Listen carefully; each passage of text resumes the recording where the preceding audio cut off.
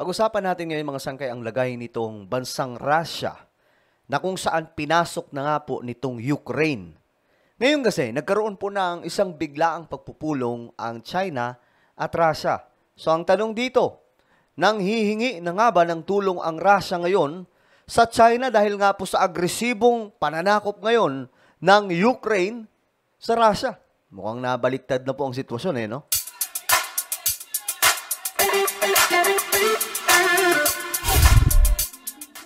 Hello guys, this is me, Sangkay Janjan. I'm back for another vlog today. At ito nga mga sangkay, usapang pandaigdigang balita, usapang Russia at Ukraine. At syempre, insert po natin ang China dahil nga po mukhang mayroon pong biglang pakikipagpulong itong China, Russia sa China. So ano nga ba ang indikasyon dito? Ano nga ba ang mayroon mga sangkay?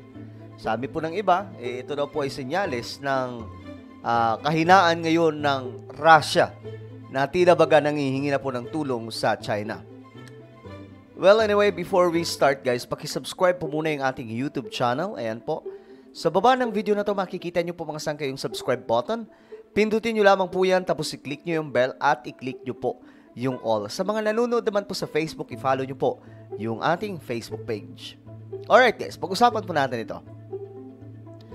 Vladimir Putin nakipagpulong kay Premier Li ng China. Isa pong mataas na opisyal ng China, mga sangkay. Ngayon, alam naman po natin na mukhang ang Russia ngayon ay tumatagilid dahil po sa matitinding pag-atake ng Ukraine sa mismong loob ng lupain nila. Ngayon, ano mayroon? Malugod na tinanggap ni Russian President Vladimir Putin si Chinese Premier Li Qiang nitong Miyerkules sa Kremlin.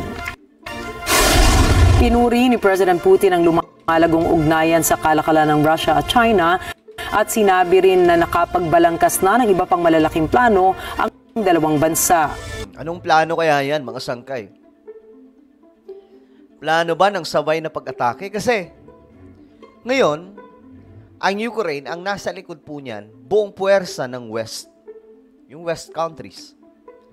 While itong Russia, mga sangkay, wala pong nasa likod sa kanila kundi sila lang. Buong puwersa po ng Russia. So, pag nagkataon na talagang mapasok na ng tuluyan ng Ukraine itong Russia sa iba pang mga rehiyon nila, matatalo po dito ang Russia. Pero siyempre, pupunta pa rin po tayo sa alas ng Russia ngayon. Walang iba ang nuclear weapon nila na pwedeng gamitin just in case no choice na po ang situation. В наших государствах наработаны масштабные совместные планы, проекты. Our country, sabi po dito, sabi po ni Putin,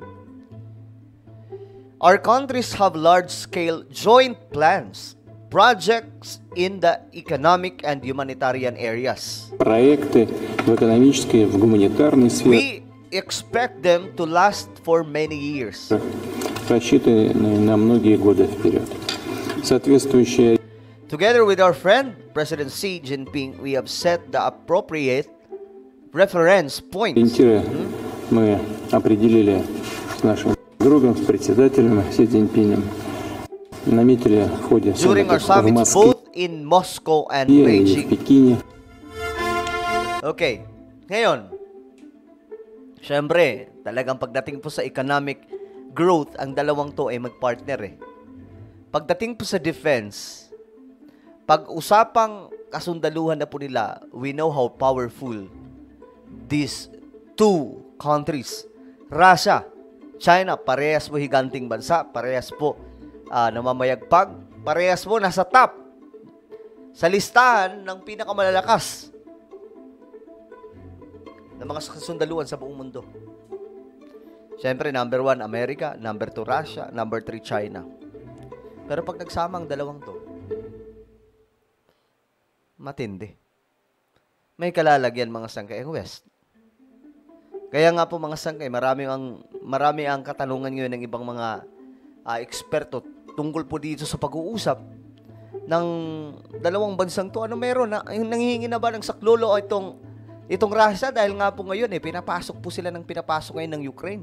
Very aggressive kasi ngayon ng Ukraine. Though may mga sinasabi, mga sangkay sa part po ng Russia na itong Ukraine ay natatalo na. Sinasabi po nila na marami na daw pong mga sundalo ng Ukraine ang sumusuko kasi nandun mismo sa teritoryo nila.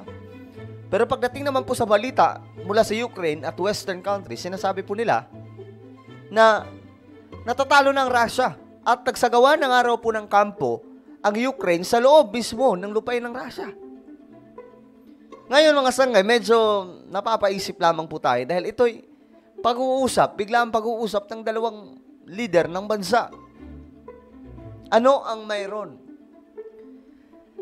Tutulong na ba? Sasaklolo na ba? Susuporta na ba ang China sa digmaan nito Russia ngayon na ngayon pinasok na po ng Ukraine?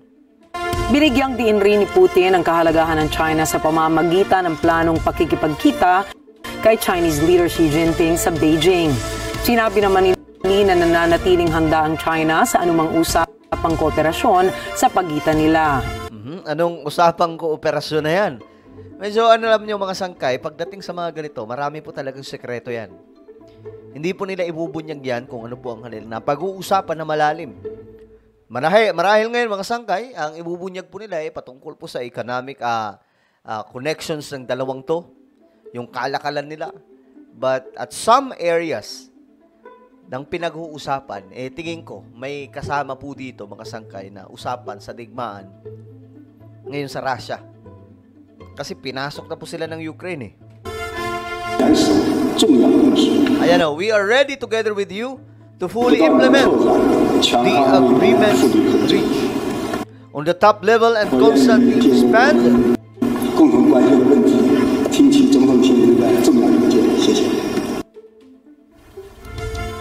Ipinahayag naman ng mga lokal na balita sa Russia na hindi pa tiyak kung napag-usapan ng dalawang lider ang issue sa Ukraine. Yan na nga mga sangkay. So, pwede talagang palabasin nila na walang pag-uusap patungkol po doon sa digmaan nila sa Ukraine. Pero nasa tingin nyo mga sangkay. Siguro naman hindi po tanga ang Russia na sabihin kung ano po ang kanilang plano ng China against Ukraine. Malamang mga sangkay, may pinag-usapan yan. Tingin ko lang, may pinag-usapan po yan. Pero isisikreto po nila yan. Hanggat maaari, para po hindi masyadong, alam nyo, kasi mainit po ngayon yung mata ng West sa Russia Ang Russia naman, siguro kilala po natin itong si Putin na handa po yan sa kahit na anong level ng digmaan. Pero mga sangkay, until now, hindi pa po nila ginagamit yung kanilang emergency exit na weapon. Walang iba kundi ang kanilang nuclear. Siguro, tingnan natin mga sangkay kung anong gagawin. Tingin nyo ba, itong China, tutulong na ang buong pwersa nila na labanan ang Ukraine kasama po ang Russia? I-comment nyo sa ibaba yung mga opinion. Now guys, I invite you please subscribe my YouTube channel, Sangkay Janjan Daily. Ayan po, hanapin nyo po ito sa YouTube. Then click the subscribe, click the bell, and click all. Ako na po ay magpaalam, mag-ingat pong lahat. God bless everyone.